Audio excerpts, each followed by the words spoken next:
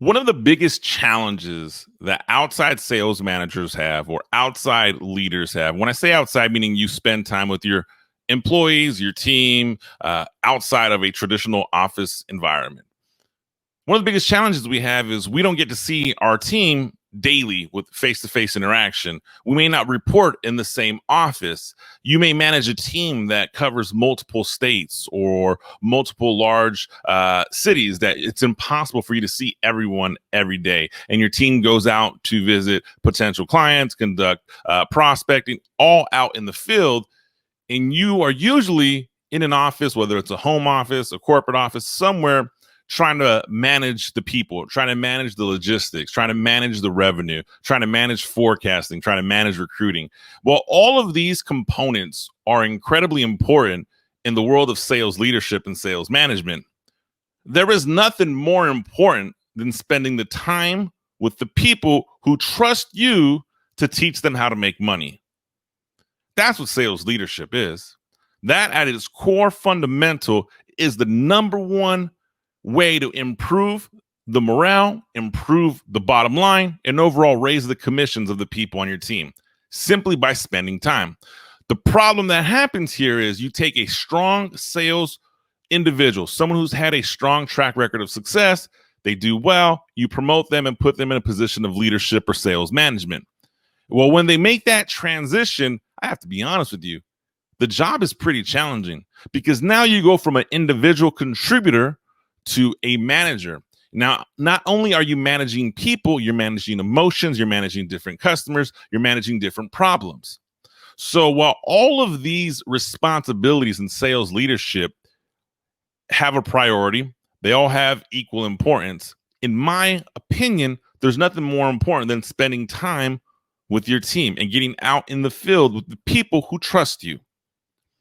You see, I realized over the past couple of years that when you move from hand-to-hand combat, as if you heard me call it like that before, either on a podcast or a blog, the actual skill of selling with somebody face-to-face, closing a deal, shaking hands, negotiating, the moment you leave that role and you go to the office, you go to the leadership position, you move up to the press box, you're away from the field, it is even more important that you get back down in the field. Because your skill set as a sales professional, unfortunately, the ugly truth is you will start to lose some steps. You'll lose some product knowledge. You'll use some competitive knowledge. You'll lose some situation knowledge.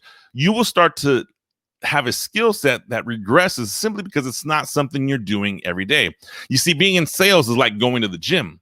The more you go to the gym, the easier it is. Well, the more you're in the field selling and actively prospecting, the easier the job is. So when you move into that position of sales leadership and sales management, yes, the number one job is to recruit. Yes, the number one job is to forecast. Yes, the number one job is to ensure you hit projections. However, none of that happens if you don't spend time with people.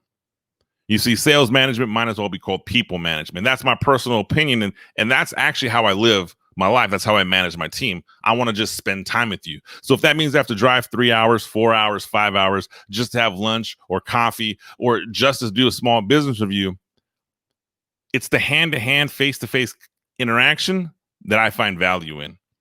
So here's 3 ways you as a sales leader can go out and spend additional time with your people. Number 1, ask the people who work for you, what do you need from me and how can I deliver it in person?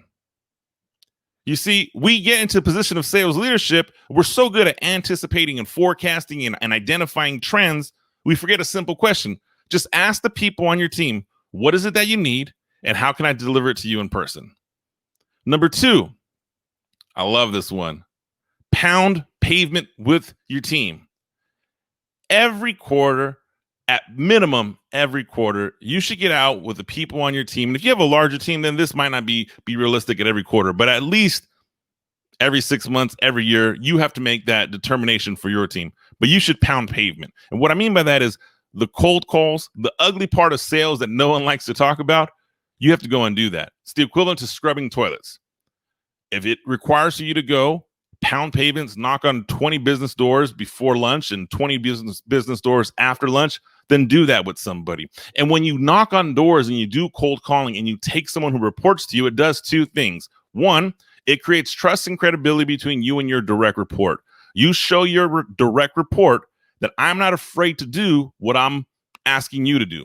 Number two, it creates an instant teachable moment. Either you take an opportunity and teach them how to improve their skill set, or they take an opportunity and teach you something you may not have learned before. And the third and final way to shorten that gap, to get out in the field, and the reason to get out in the field, 100% personal development. Go out with your team and have a personal development conversation in person. You see, the moment we stop talking about personal development, people start looking for it elsewhere. And when someone looks for personal development opportunities outside your leadership, guess what happens? They leave your leadership. They get recruited to someone else.